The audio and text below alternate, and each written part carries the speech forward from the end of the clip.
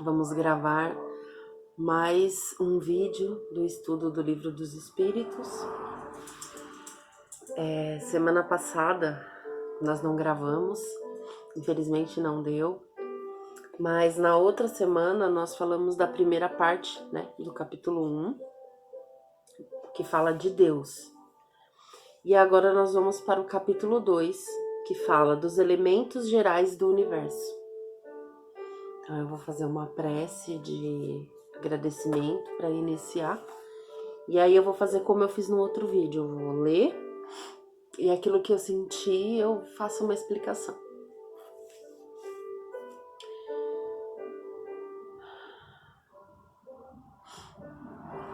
Agradecer a Deus pela oportunidade de estarmos aqui, mais uma vez reunidos para estudar o Evangelho, o Livro dos Espíritos.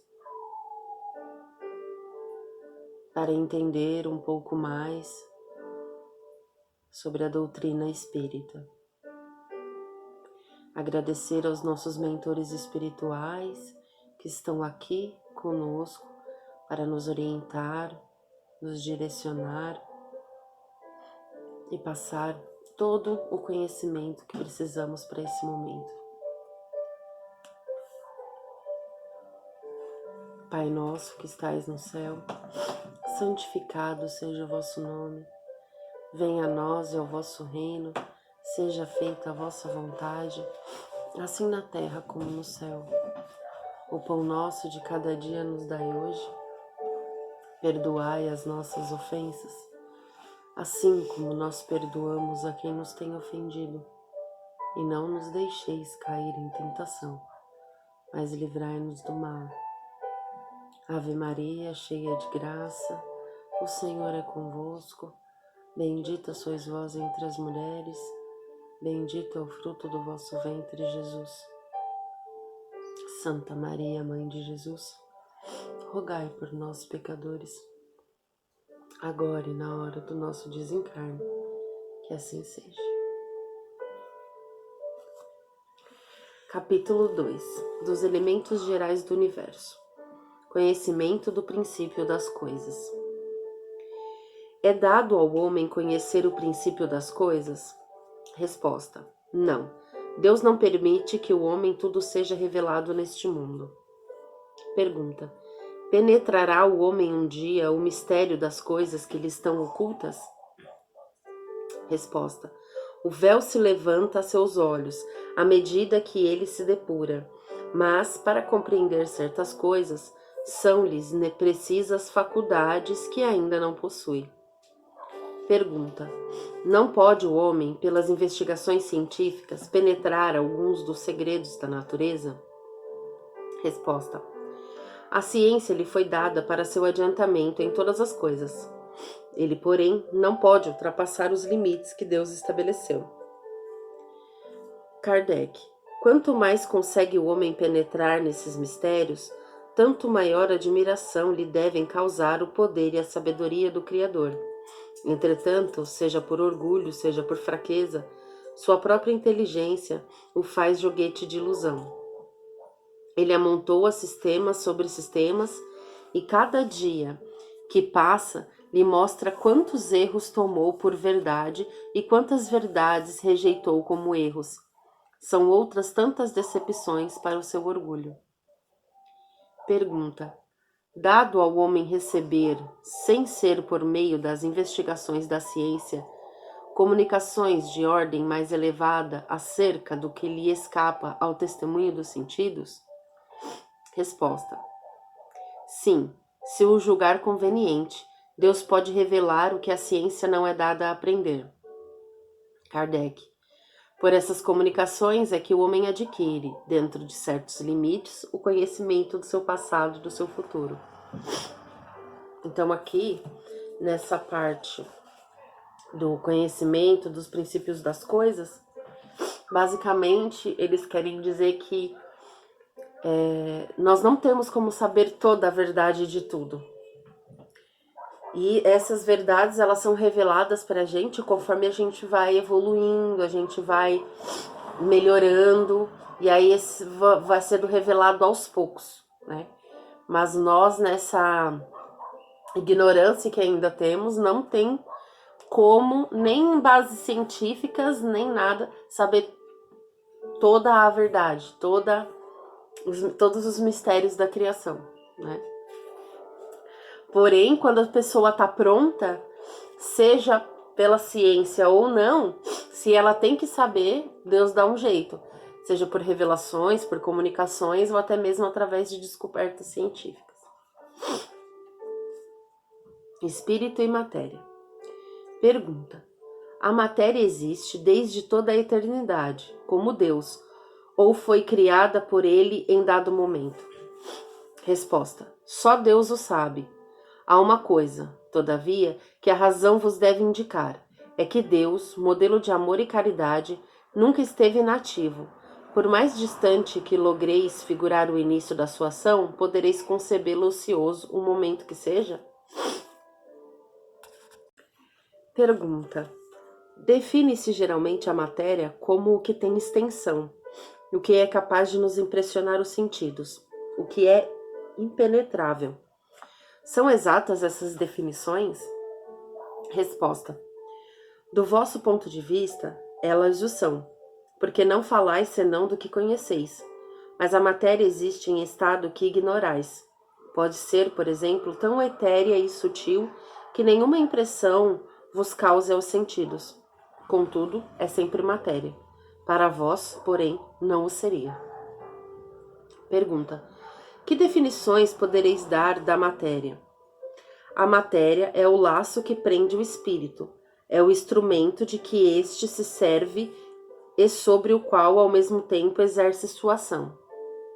Kardec: deste ponto de vista, pode-se dizer que a matéria é o agente, o intermediário com o auxílio do qual e sobre o qual atua o espírito. Pergunta: que é o espírito? Resposta: o princípio inteligente do universo. Pergunta A: qual a natureza íntima do espírito? Resposta: não é fácil analisar o espírito com a vossa linguagem. Para vós, ela nada é, por não ser palpável. Para nós, entretanto, é alguma coisa. Ficai sabendo, coisa nenhuma é o nada e o nada não existe. Pergunta: é o espírito sinônimo de inteligência? Resposta: a inteligência é um atributo essencial do espírito. Uma e outro, porém, se confundem num princípio comum, de sorte que, para vós, são a mesma coisa. Pergunta: o espírito independente da matéria. O espírito independe da matéria ou é apenas uma propriedade desta, como as cores, o som da luz e o som é do ar? Resposta: são distintos um do outro, mas a união do espírito é da matéria, é necessária para intelectualizar a matéria. A matéria e a inteligência não são a mesma coisa, mas uma depende da outra. Você tem a matéria para poder existir aqui no mundo, e a inteligência, ela é essencial, porque sem ela nós não vamos conseguir cumprir a missão de evoluirmos, né? Então, elas não são a mesma coisa, mas se completam.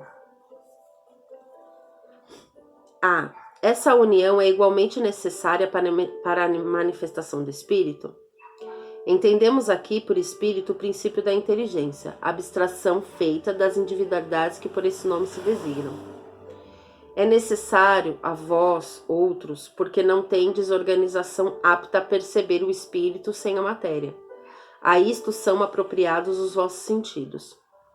Pergunta: poder-se-á conceber o espírito sem a matéria e a matéria sem o espírito? Resposta: pode-se. É fora da dúvida, pelo pensamento. Pergunta: há então dois elementos gerais do universo, a matéria e o espírito? Resposta: sim. Acima de tudo, Deus, o Criador, o Pai de todas as coisas. Deus, espírito e matéria constituem o princípio de tudo que existe, a trindade universal. Mas ao elemento material se tem que juntar o fluido universal, que desempenha o papel do intermediário entre o espírito e a matéria propriamente dita. por demais grosseira para que o espírito possa exercer ação sobre ela, embora, de certo ponto de vista, seja lícito classificá-lo como elemento material. Ele se distingue deste por propriedades especiais. Se o fluido universal fosse positivamente matéria, razão não haveria para que também o espírito não fosse. Está colocado entre o espírito e a matéria, é fluido como a matéria é matéria. É suscetível pelas suas inumeráveis combinações, com esta e sob a ação do espírito, de produzir a infinita variedade das coisas de que apenas conheceis uma parte mínima. Esse fluido universal, ou primitivo, ou elementar, sendo o agente de que o espírito se utiliza, é o princípio sem o qual a matéria estaria em perpétuo estado de divisão e nunca adquiriria as qualidades que a gravidade lhe dá. Então aqui está falando que a trindade universal é Deus, Espírito e matéria. Então Deus criou, ele é o Criador Supremo, e aí vem o Espírito e a matéria. E aqui está dizendo que são essenciais, né, para a nossa evolução.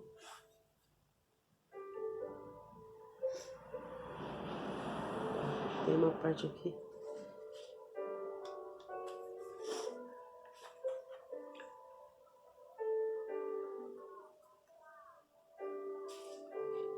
Então, aqui tá falando, da ação do espírito de produzir a infinita variedade das coisas que apenas conheceis uma parte mínima. Então, assim, nós conhecemos o mínimo do mínimo da essência da matéria e do espírito, né? Então, ainda tem muito pra gente aprender sobre esses dois elementos, que é a matéria e o espírito. O que nós sabemos é muito pouco, né?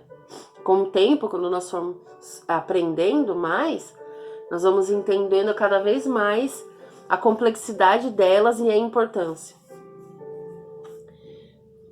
Pergunta: esse fluido será o que designamos pelo nome de eletricidade? Resposta: dissemos que ele é suscetível de inúmeras combinações. O que chamais fluido elétrico, fluido magnético, são modificações do fluido universal, que não é, propriamente falando, senão matéria mais perfeita, mais sutil e que se pode considerar independente. Pergunta: pois que o espírito é, em si, alguma coisa, não seria mais exato e menos sujeito à confusão dar os dois elementos gerais das designações de matéria inerte e matéria inteligente? Resposta: as palavras pouco nos importam. Compete a vós formular a vossa linguagem de maneira a vos entenderdes. As vossas controvérsias provêm, quase sempre, de não vos entenderdes acerca dos termos que empregais, por ser incompleta a vossa linguagem para exprimir o que não vos fere os sentidos. Kardec: um fato patente domina todas as hipóteses. Vemos matéria destituída de inteligência e vemos um princípio inteligente que independe da matéria. A origem e a conexão destas duas coisas não são desconhecidas. Se promanam ou não de uma só fonte, se há pontos de contato entre ambas, se a inteligência tem existência própria ou se há uma propriedade, um efeito, se é mesmo, conforme a opinião de alguns, uma emanação da divindade, ignoramos. Elas não nos mostram distintas. Daí o considerarmos-las formando os dois princípios constitutivos do universo. Vemos, acima de tudo isso, uma inteligência que domina todas as outras, que as governa, que se distingue delas por atributos essenciais, a essa inteligência suprema que chamamos de Deus. Propriedades da matéria. Pergunta: a ponderabilidade é um atributo essencial da matéria? Da matéria como a entendeis, sim, não porém da matéria considerada fluido universal. Então, o que eles estão querendo dizer aqui, ó? Que, como eu disse ali em cima, a matéria é muito mais do que a gente conhece, né? Então, tem coisas que, como nós ainda não estamos preparados para entender, eles já respondem assim, ó: da matéria como entendeis, sim, mas da matéria como é considerada, não. Então, assim, Isso só prova que ainda tem muita coisa pra gente aprender, né? A matéria etérea e sutil que constitui esse fluido vos é imponderável. Nem por isso, entretanto, deixa de ser o princípio da vossa matéria pesada. Kardec, a gravidade é uma propriedade relativa. Fora das esferas da atração dos mundos não há peso, do mesmo modo que não há alto nem baixo. Pergunta: a matéria é formada de um só ou de muitos elementos? Resposta: de um só elemento primitivo. Os corpos que considerais simples não são verdadeiros elementos, são transformações da matéria primitiva. Pergunta: de onde se originam as diversas propriedades da matéria? Resposta: são modificações que as moléculas elementares sofrem por efeito da sua união, em certas circunstâncias. Pergunta: de acordo com o que vindes de dizer, os sabores, os odores, as cores, o som, as qualidades venenosas ou salutares dos corpos não passam de modificações de uma única substância primitiva? Resposta: sem dúvida, e que só existem devido à disposição dos órgãos destinados a percebê-la. Ou seja, a gente só sente tudo isso porque nessa matéria primitiva nós temos esses poderes de ver as cores, de sentir os cheiros, de sentir os gostos. Mas é tudo dessa matéria primitiva. Kardec, a demonstração deste princípio se encontra no fato de que nem todos percebemos as qualidades dos corpos da mesma maneira. Enquanto uma coisa agrada ao gosto de um, para o de outro é detestável. O que uns veem azul, outros veem vermelho. O que para uns é veneno, para outros é inofensível ou salutar. Porque não existe uma lei que diz que o sal é salgado. Não tem uma lei que diz que o açúcar é doce. Não existe uma lei que diz que o azul é a melhor cor do mundo e que o vermelho é a cor mais feia. Isso vai do nosso princípio primitivo. Cada um sente as coisas de um jeito e por isso tem as suas próprias opiniões a respeito desses sentidos. Pergunta: a mesma matéria elementar é suscetível de experimentar todas as modificações e de adquirir todas as propriedades? Resposta: sim, e é isso que se deve entender quando dizemos que tudo está em tudo. Kardec: o oxigênio, o hidrogênio, o azoto, o carbono e todos os corpos que consideramos simples são meras modificações de uma substância primitiva, na impossibilidade em que ainda nos achamos de remontar a não ser pelo pensamento a esta matéria primitiva. Esses corpos são para nós verdadeiros elementos e podemos, sem maiores consequências, tê-los como tais até nova ordem.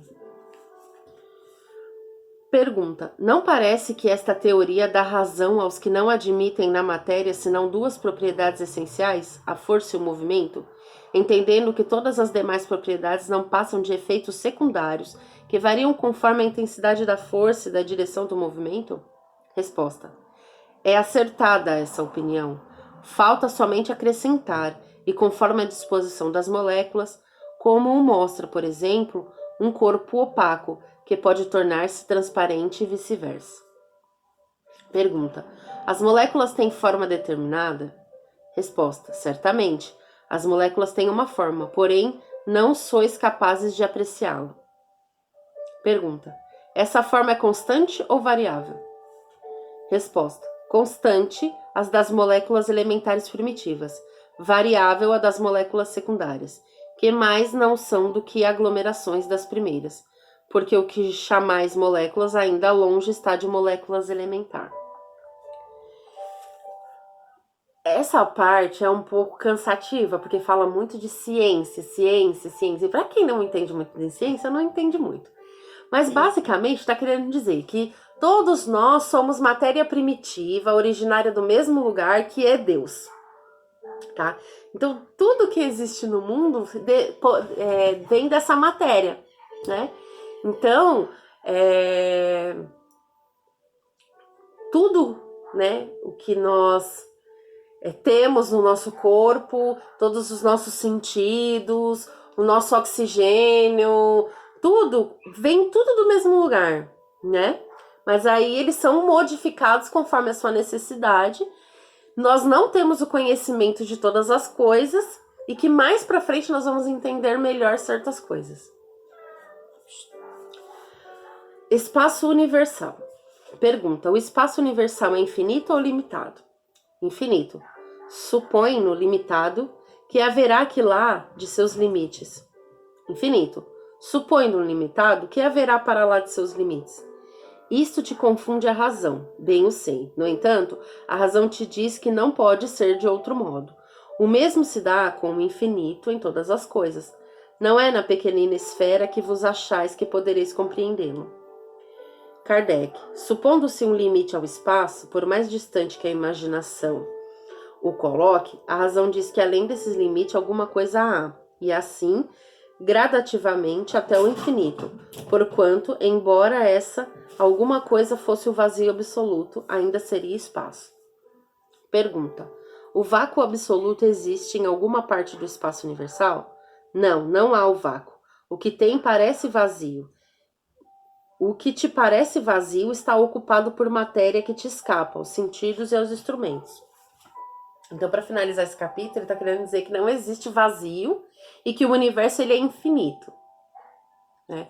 Que aquilo que nós enxergamos como vazio apenas está cheio de coisas que ainda não estamos preparados para enxergar.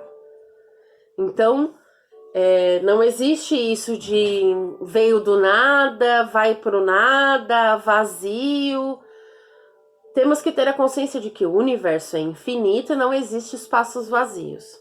Aquilo que não conseguimos ver é aquilo que não estamos preparados para ver. Só isso. Esse capítulo ele é meio cansativo, mas é importante. Algumas pessoas vão entender melhor, outras não.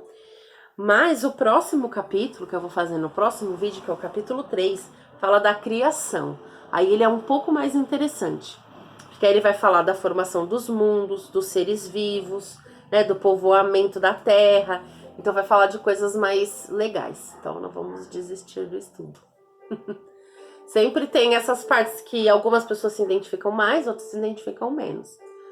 Mas, assim, como disse, tem algumas pessoas que estão preparadas para entender e outras que ainda não estão e não tem problema nenhum.